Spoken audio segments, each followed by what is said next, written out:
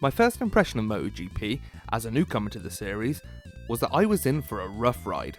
I was greeted with crash after crash before finally finding my feet and realising exactly what this game has to offer. The gameplay, even on easy mode, can be brutal for first time players. The last thing you want to do is jump straight into a race with a top team and a fast bike, as you're almost guaranteed to come flying off the track on every corner as you get used to the handling of your new toy. As with any great game though, the more patience you have, the more rewarding the gameplay experience will be. This is certainly the case with MotoGP 20. Just a few moments to go and the Catalan Grand Prix will officially begin. Riders are getting focused because they know that they will have to give 100% from the very beginning. Before I get into the brilliant gameplay on offer here for the more patient players, I will say that I would have appreciated some sort of tutorial. For a game which is quite difficult to master, having absolutely no explanation of where to start and what the controls are borders on unforgivable. It's also worth pointing out there's no real pick up and play option for playing with friends. You either choose to master the game or you don't. There's no in between. If you do decide to stick with it though, the rewards are there for the taking. The first time I managed to qualify on the third row of the grid was a genuine punch the air and celebration moment, as I'd felt as if I'd been through a lot to earn that spot. Once you've learnt how everything works, the handling of these bikes are outstanding. The difference between a small Moto 3 bike and something like a stupidly fast Yamaha can genuinely be breathtaking. Attacking a corner at top speed, breaking your fastest lap record or overtaking your opponent are all adrenaline filled moments that make this game something special once you finally master it.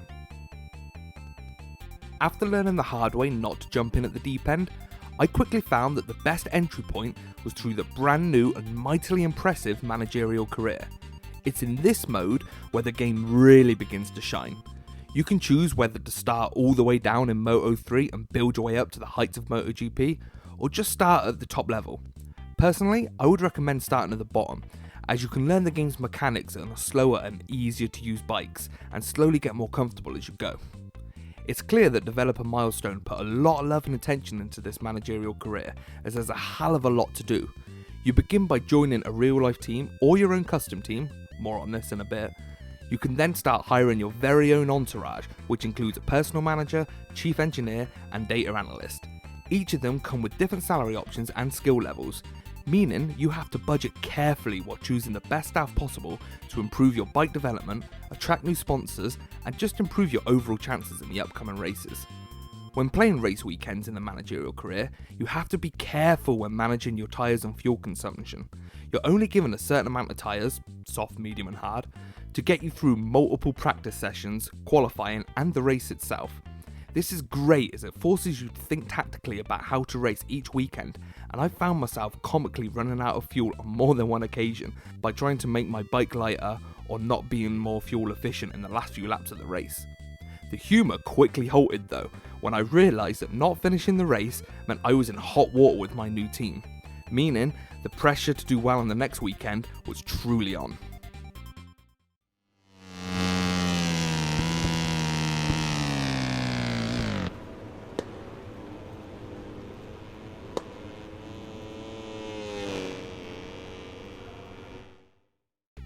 My favourite part of this new mode was the amount of customisation which is on offer. At first, I was a little concerned when my character options were limited to a few pre-made face models, which I still wish would give me the option to have a big beard, but fine, I'll just stick with this clean-shaven pretty boy you forced upon me. Soon after though, I was given the option to create my own team. With this came the ability to custom my bike livery, suit design, and create your own custom logo and number. I absolutely love this, and it made what might usually be a dull paint by numbers experience a more fun and personal one. Add to this some cool cinematics in your new custom gear, and it all adds up to a really fun and immersive experience, which was undoubtedly my favourite mode in the game.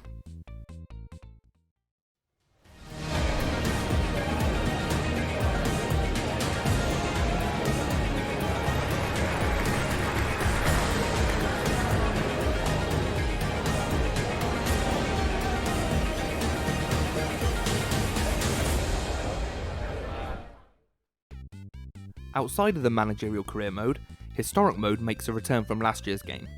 Although there's a lot of fun to be had here by playing with real-life MotoGP legends and trying to better your score, I couldn't help but gravitate back to the highly addictive career mode. Though hardcore fans of the sport will likely find a lot to love here by reliving some iconic moments with their favourite riders. There's also an online mode to this game, but at the time of reviewing, I haven't had a chance to really get on and experience it. Keep an eye on Respawn's YouTube channel for more on this at a later time. Presentation wise, MotoGP 20 is a real mixed bag.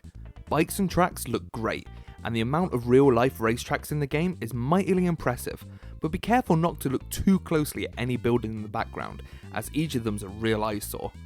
This doesn't matter too much, as when passing by at top speed it looks great, but some of the slow motion sweeping shots before the start of a race really exposes some dodgy visuals which look like they belong in the last gen of consoles.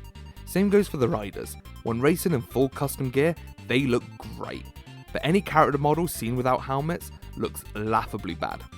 The audio sounds fantastic when racing at full speed, as the engine roars and spits with real venom, which completely immerses me into the feel of the race. Unfortunately though, that's all there is. There's pretty much no commentary in the game other than the opening few words before a practice session, qualifier or race. You'll also hear a commentator speak whenever you leave or return to the pits, but he will say pretty much the exact same line of dialogue whether you smashed the lap record or crashed in a near-death experience. It would have been nice to have more commentary which lets you know how you're doing and what else is going on in the race, or maybe some words from your team as you go around the track. The sound effect on the engines for the races sound amazing, but the lack of anything else stops the race weekends feeling like televised events, which is something that other licensed sports games manage to capture so well. He's returned to the pit, but we can't tell whether he's satisfied with what he's done so far. If you're a fan of the MotoGP sport or the previous games in the series, then you'll undoubtedly find a lot to love with this latest entry. The new Managerial career is a really impressive mode which will keep players entertained for hours on end, and even if you do get bored, there's a fun historical mode and online play to distract you for a short while. It's a shame that the lack of tutorials or a simple pick up a play mode are absent, therefore alienating potential newcomers. Presentation for the most part looks great, especially the huge sound of these monstrous bikes, but there's still a lot that can be improved upon to make it closer to a real life TV experience. More importantly though, the gameplay and how the handling of the bikes feel is near perfect if you have the patience to learn it, and that's what makes MotoGP 20 well worth picking up if you're a fan. I give MotoGP 20 7.5 out of 10.